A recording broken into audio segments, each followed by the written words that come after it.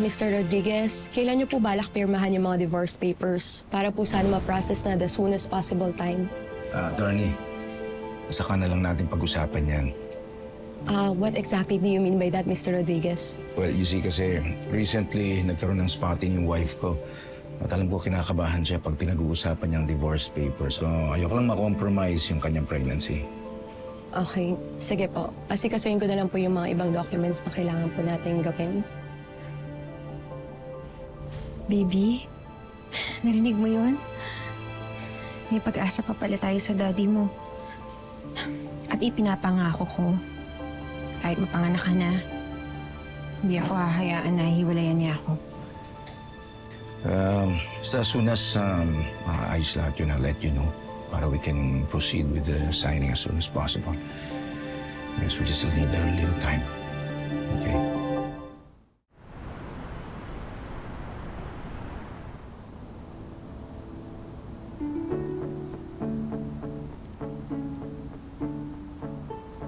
Never give up.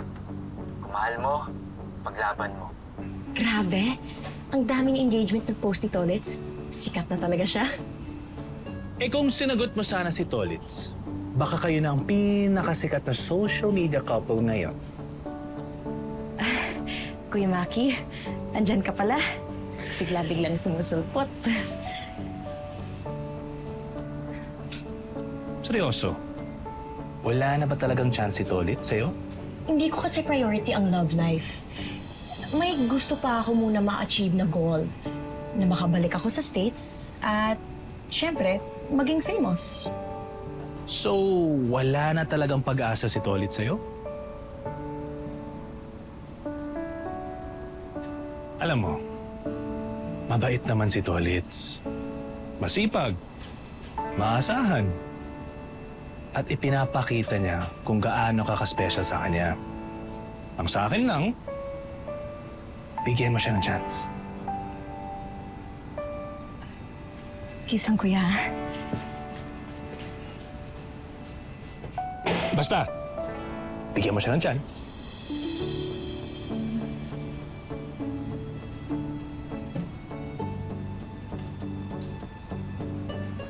Oy, mga box natin ha. Fragile yan. O ano?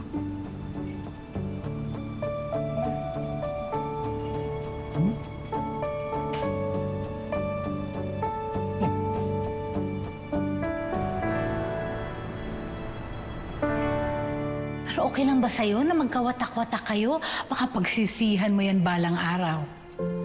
Kung meron ka pang kunting pagmamahal para kay Gerald, baka kailangan mong sumugal ulit para sa kanya. Hindi pa huli ang lahat.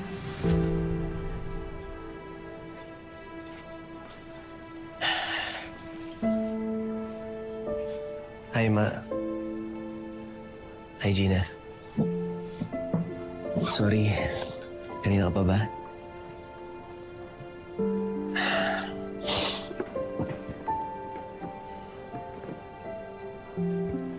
Ito nga pala, bigay mo sa prinsesa natin na sana makatulong to na pakalmahin siya.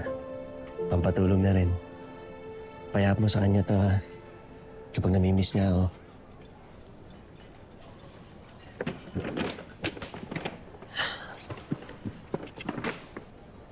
Ikaw ang kailangan ni Mindy.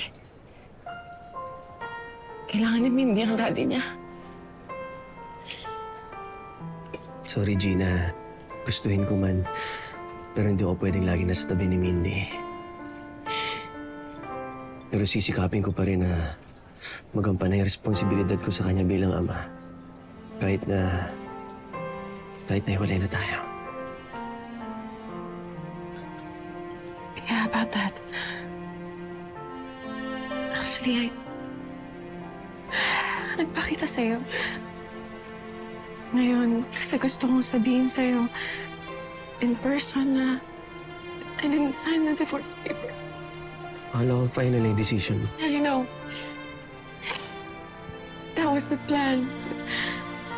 But nandito pa rin yung sama na loob ng ginawa mong panloloko sa akin. And alam kong mahihirapan ako magtiwala sa'yo ulit. Pero hinahanap-hanap kita, Gerald. Hinahanap-hanap kita bilang asawa ko. Bilang daddy ng anak natin. I need you. And kailangan ka namin ni Mindy sa buhay namin. I realize that I can't let go.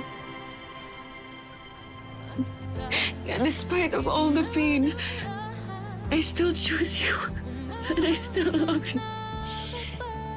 Gusto kong bigyan ng pagkakataon ng pagsasama natin.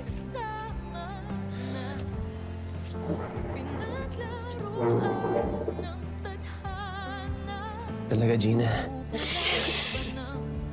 Tinatanggap mo na ulit ako. Man, Gina.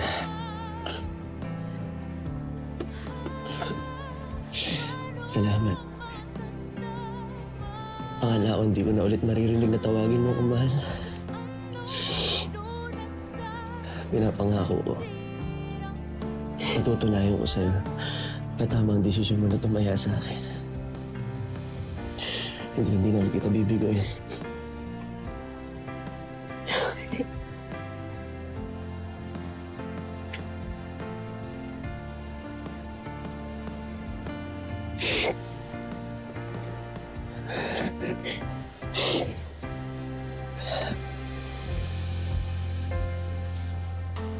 Totoo ang sinasabi ni Gina, Dad. May affair ho kami ni Betsy. Nagtaksil ho kami sa inyo.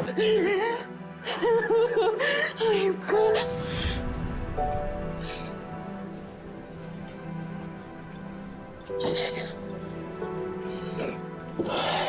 Bakit, mahal? Anong problema? Sorry, hindi ko pa kaya.